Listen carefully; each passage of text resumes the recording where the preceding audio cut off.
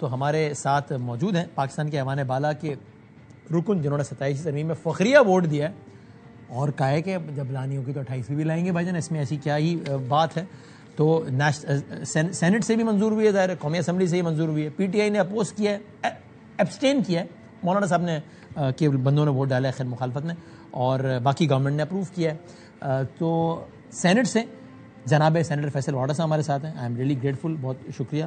اور ذرا national assembly کا ماحول جاننے کے لیے وہاں کے چیف وپ ہیں پاکستان تحریک انصاف کے عامر ڈوگر صاحب, وہ ہمارے ساتھ ہیں. بہت شکریہ آپ کا, بہت نوازش. میں واڈا صاحب آپ سے شروع کرتا ہوں. سر بہت شکریہ, آپ بہت پہلے سے رائے یہ اطلاعات ساری دے رہے تھے.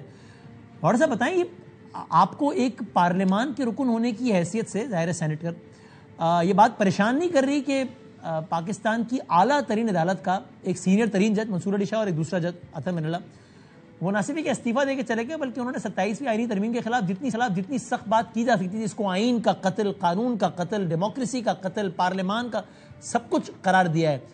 یہ آپ کو پریشان نہیں کرتی یہ بات فیصل صاحب؟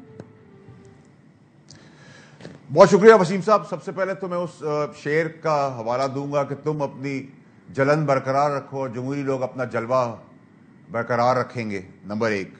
اچھا. نمبر 2 یہ کہ دیکھیں بادامی صاحب, میرے پاس کوئی کوالٹی تو ہے نہیں, نہ کوئی بہت زیادہ سمجھ بوجھ ہے, لیکن آپ سب یہ جانتے سمیت آپ کے بھی کہ میں ایک خاصیت میرے اندر ہے کہ میں ایک بہترین دوست ہوں اور بدترین دشمن ہوں.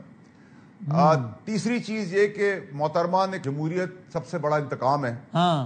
تو آج جو سیاہی کالی انصاف کی کوٹھڑی تھی اس میں سے چیزیں آپ کو نکلی اور اب اس کا احتساب شروع ہوگا.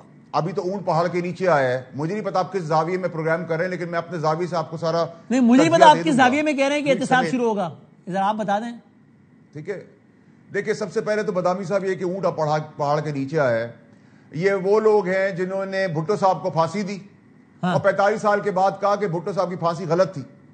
پھر یہ وہ لوگ ہیں جنہوں نے زرداری صاحب کو بے گناہ 14 سال جیل میں رکھا, پھر ان کو ایوان صدر بھیج دیا. پھر یہ وہی لوگ ہیں جنہوں نے نواز شریف صاحب کو ایک نئی منطق کے تحت کہ پیسے بیٹے سے نہیں لیے اس پہ نااہل کر دیا اور ٹائم بار ہونے کا بحال کر دیا. پھر عمران خان صاحب کو انہوں نے صادق اور امین کا اور پھر جیل بھیج دیا. مجھے میری ماں مر رہی تھی بستر پہ, آپ کو یاد ہوگا, جی مجھے یاد ہے, پراکسیز کے ورڈ, اور مجھے نااہل کیا گیا 2 دفعہ کسی کی فرمائش پر. تو میں تو دیکھے بڑا آپ کو بتا دیں کس کی فرمائش پہ تاکہ وہ ایک ریکارڈ میں آ جائے. بھائی وہ تو ابھی ویڈیو بھی آئے گی جس میں ابھی تو وقت آیا ہے جس میں ہم سانڈ کو سینگ سے پکڑیں گے. سینگ تو ہے نہیں, مونچھ سے پکڑیں گے اور پوری دنیا میں بھگائیں گے. ابھی تو کاروبار کرنے کا بہت شوق تھا ان کو دھندے, ان کو سیاسی تقریریں کرنے کا بہت شوق تھا. اب ان کو تقریروں کا جواب دیں گے.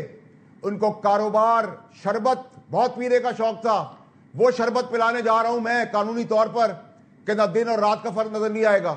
تو ہم تو بڑے کلیئر ہیں بادامی صاحب, اب اکاؤنٹیبلٹی ہوگی ان سب لوگوں کی جنہوں نے ملک کو کھڈے میں لگایا. اتوار کے دن پی ٹی آئی کی گورنمنٹ کے لیے کس کی فرمائش میں کھولی تھی انہوں نے عدالتیں؟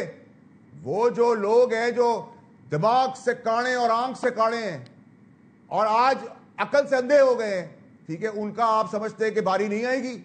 مجھے نہیں پتا آپ کس زاویے میں پروگرام کر رہے ہیں, لیکن میں پاکستانی قوم کو بتانا چاہتا ہوں. مجھے نہیں پتا آپ کس زاویے میں جواب دے رہے ہیں جس میں کسی کی احتساب کیسے ہوگا, کسی کو چوری کی ہے, کوئی کرپشن کی ہے, کوئی ڈاکہ کسی کی پگڑی اچھال دی انہوں نے, کسی پولیس والے کو نہیں چھوڑا, کسی اے سی ڈی سی کو نہیں چھوڑا, کسی فوجی کو نہیں چھوڑا, کسی سویلین کو نہیں چھوڑا, کسی کی ماں ڈیتھ بیڈ پہ تھی اس کو نہیں چھوڑا. نااہل کرتے ہوئے یہ نہیں سوچا کہ یہ پریسیڈنٹ نہیں ہے, یہ پاکستان کی ہسٹری میں کبھی ہوا نہیں ہے.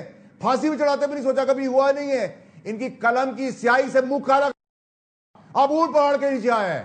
اب بتائیں گے ہم we'll beat from the bulls. You think we're going to let it go like that?